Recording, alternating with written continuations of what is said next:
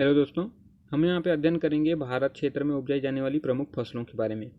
हम मुख्य खाद्यान्न फसलों की, इसके अलावा नकदी फसलों की भी यहाँ पे चर्चा करेंगे कि किस क्षेत्र में किस प्रकार से फसल उपजाई जाती है और उनके भौतिक कारक क्या होते हैं। ठीक है, तो आइए चर्चा करते हैं। तो सबसे पहला है चावल। चावल यह भारत देश की मुख्य खाद्यान्न फसल है। ठीक है, और प्रमुख रूप से जो पहला मुख्य खाद्यान्न फसल देखें तो प्रथम नंबर पर चावल ही आता है।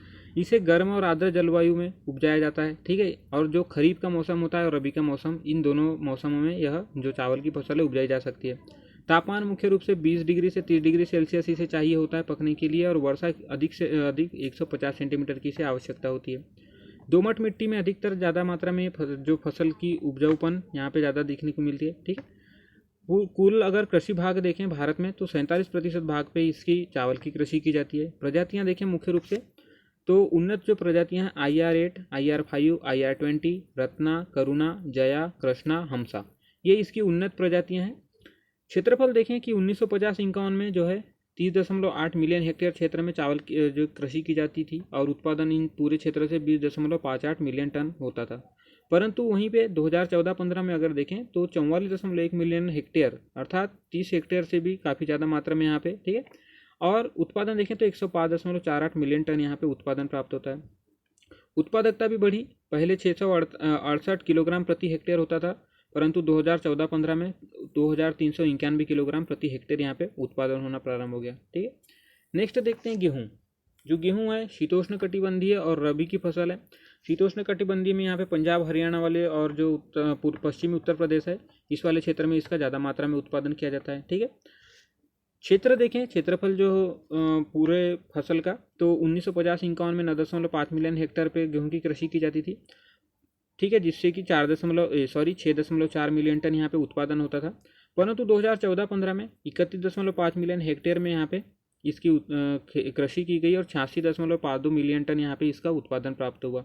उत्पादकता भी देखें कि प्रति इकाई क्षेत्रफल कितना उत्पादन होता है, तो पहले 663 किलोग्राम प्रति हेक्टेयर होता था, परंतु वर्तमान 2014-15 में यह 3093 किलोग्राम प्रति हेक्टेयर इसकी उपजाऊ ठीक है फसलें हो रही है।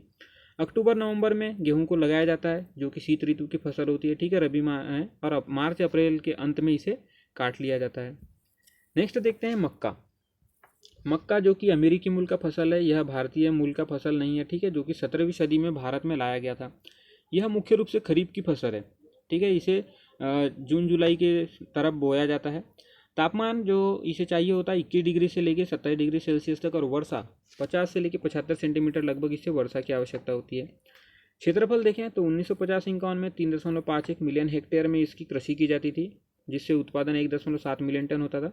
परंतु 2014-15 में यह 9.2 मिलियन हेक्टेयर में उपजाया गया, और जो उत्पादन हुआ वह 24.17 मिलियन टन यहाँ पे इसका उत्पादन देखने को मिला।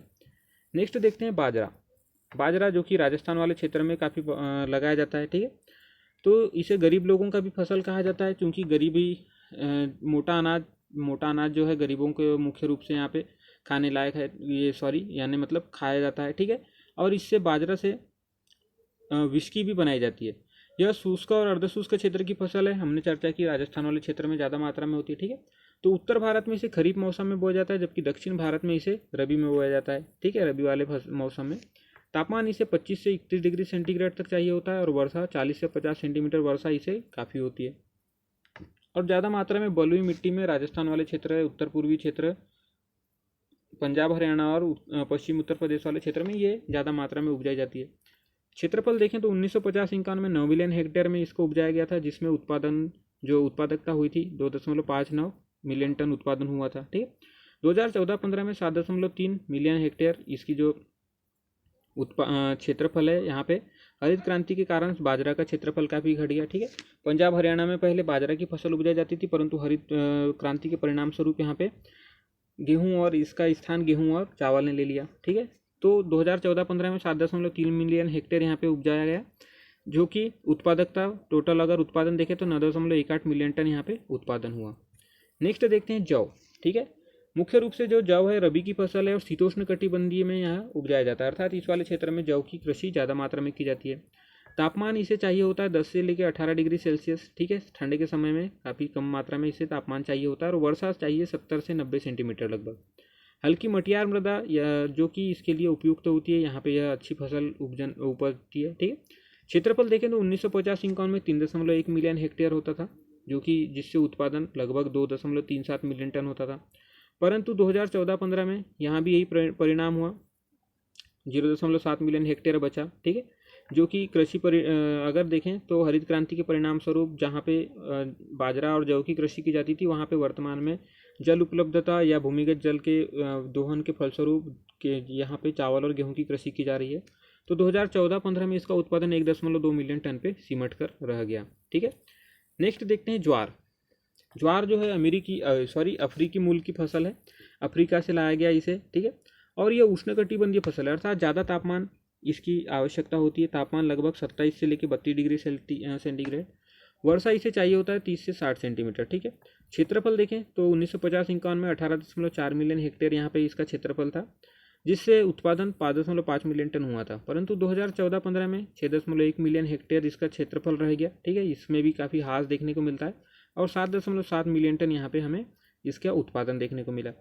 यह सस्ता भोजन और पशुचारा भी है। ज्वार का उपयोग पशुचारे के रूप में भी और सस्ते भोजन के रूप में भी किया जाता है। महाराष्ट्र सबसे प्रथम स्थान पे ज्वार के उत्पादन में। ठीक है, नेक्स्ट देखते हैं दलहन फसलें। दलहन फसलों में मुख्य रूप से चना है, अरहर है, उड़द है, मटर, मसूर। ठीक है, जो दलहन फसलें होती है वह काफ़ी मात्रा में प्रोटीन होता है इनमें। ठीक है, और नाइट्रोजन स्थिरीकरण की वजह से ये मृदा को उर्वरकता भी प्रदान करती है। तो ये दलहन फसल की मुख्य विशेषता है। क्षेत्रफल देखें तो 1950-51 में 16.5% क्षेत्र, जो कि कुल कृषि क्षेत्र का, इसमें दलहन उत्पादन किया जाता था, जो कि 441 किलोग्राम प्रति हेक्टेयर यहाँ पे उत्पादन क्षमता थी। ठीक है, 2014-15 में इसका क्षेत्र घट गया। हरित क्रांति के परिणाम स्वरूप यहाँ पे इसका क्षेत्र कुल कृषि क्षेत्र के 6.5% क्षेत्र पे सिमट के रह गया, परंतु उत्पादन में वृद्धि हुई। 728 किलोग्राम प्रति हेक्टेयर यहाँ पे इसका उत्पादन हो गया। ठीक है, प्रथम स्थान पे दलहन उत्पादन में मध्य प्रदेश है, जो कि कुल उत्पादन का 31.5%, जिसमें सोयाबीन प्रमुख रूप से उत्पादित होती है। ठीक है, राजस्थान में कुल उत्पादन का 11.85%, महाराष्ट्र में 8.5%, कर्नाटक में यहाँ पे आप देख सकते हैं महाराष्ट्र है, कर्नाटक में 8.4%, आंध्र प्रदेश में देखें तो 7.5% और उत्तर प्रदेश में देखें तो यहाँ पे हमें 7.41% देखने को मिलता है। ठीक है, नेक्स्ट देखते हैं गन्ना। गन्ना जो कि भारतीय मूल की फसल है, हमारी देशज फसल है, जो कि उष्णकटिबंधीय पौधा है। ठीक है, अधिक मात्रा में तापमान की आवश्यकता होती है। ये जो फसल है 1 वर्ष में तैयार होता है, लगभग 1 वर्ष इसे चाहिए होता है पूरे उत्पादन के लिए। तापमान इसे 15 से लेकर 40 डिग्री सेंटीग्रेड, 15 डिग्री से कम तापमान या 40 डिग्री से अधिक तापमान इसके लिए हानिकारक होता है, और पाला भी इस पर नहीं पड़ना चाहिए। ठीक है, वर्षा जो चाहिए 100 से 150 सेंटीमीटर। अगर वर्षा नहीं हो पाती है तो सिंचाई के द्वारा यहाँ पे जलापूर्ति की जा सकती है। गहरी जलोढ़ मृदा होना चाहिए इसके उत्पादन के लिए, और उर्वरकों की भी काफ़ी ज़्यादा मात्रा में आवश्यकता होती है, और कठिन श्रम भी काफ़ी महत्वपूर्ण होता है। ठीक है, यहाँ पे ज़्यादा मात्रा में कार्य करना पड़ता है। क्षेत्रफल देखें तो 1950-51 में 1.7 मिलियन हेक्टेयर पे यह उपजाया गया था, जिसमें से 57 मिलियन मीट्रिक टन यहाँ पे इसकी उत्पादन हुई थी। ठीक है, 2014-15 में देखें तो 5 मिलियन हेक्टेयर क्षेत्र में यह उपजाया गया, और 662 मिलियन मीट्रिक टन इसका उत्पादन प्राप्त हुआ।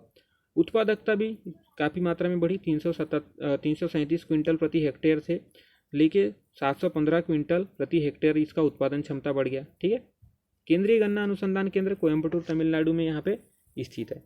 ठीक है, तो ये रही जानकारी गन्ना क्षेत्र के बारे में। अब देखते हैं हम आगे कपास के बारे में। ठीक है, तो कपास यह भी भारतीय मूल की फसल है, जो कि उष्ण और उपोष्ण जलवायु क्षेत्र में पाया जाता है। ठीक है, तापमान 21 से लेकर 31 डिग्री सेंटीग्रेड इसकी आवश्यकता होती है, और वर्षा इसे चाहिए होता है 50 से 75 सेंटीमीटर। यह मुख्य रूप से काली मृदा, जैसे कि आप देख सकते हैं महाराष्ट्र और जो सौराष्ट्र वाला क्षेत्र है, और मध्य प्रदेश भी इसमें कुछ हिस्सा आता है, तो यहाँ पे काफ़ी मात्रा में काली मिट्टी पाई जाती है। तो इन क्षेत्रों में काफ़ी अच्छी कपास की उत्पादन क्षमता देखने को मिलती है। पाला इसके लिए हानिकारक होता है। ठीक है, और जलभराव भी नुकसान होता है। यह मुख्य रूप से खरीफ की फसल है, जून जुलाई में इसे बोया जाता है। ठीक है, क्षेत्रफल देखें तो 1950-51 में 5.88 मिलियन हेक्टेयर पे इसका कुल क्षेत्रफल था, जिससे 88 किलोग्राम प्रति हेक्टेयर यहाँ पे उत्पादन होती थी। परंतु 2014-15 में उन्नत बीजों के प्रयोग से भी काफ़ी मात्रा में उत्पादन बढ़ा। ठीक है, 12.82 मिलियन हेक्टेयर पे इसकी कृषि की गई, और 462 किलोग्राम प्रति हेक्टेयर इसमें जो है हमें उत्पादन देखने को मिला। तो ये रही हमारी चर्चा भारत के प्रमुख फसलों के बारे में। जिसमें हमने एक एक करके देखते हैं क्या क्या देखा। चावल देखी, चावल के बाद गेहूँ, ठीक है, उसके बारे में मक्का के बारे में चर्चा की, बाजरा के बारे में चर्चा की, जौ के बारे में देखा, ज्वार के बारे में देखा, दलहनों के बारे में देखा, गन्ना, और उसके बाद हमने देखा कपास के बारे में। तो ठीक है दोस्तों, अगर आपको जानकारी पसंद आती है तो इसे शेयर कीजिए। धन्यवाद।